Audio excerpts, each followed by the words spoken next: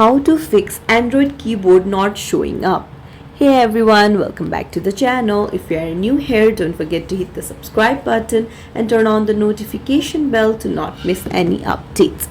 So today I'm going to show you some effective troubleshooting ways to get your keyboard back and running.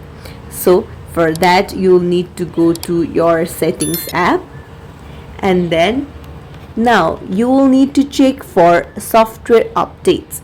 So now scroll down and here find your software update option, tap on it, and then search for download and install. If it appears, then go ahead and tap on it, and then keep your device updated because it ensures stability and security. It can fix any underlying issues that might be causing the bug. Now once you've done that, you can even try restarting a device. Just swipe down from the top right and you will see power button. Just go ahead and tap on it, power off your phone and turn it back on. This quick restart can resolve minor glitches and software bugs that might be preventing your keyboard from showing up.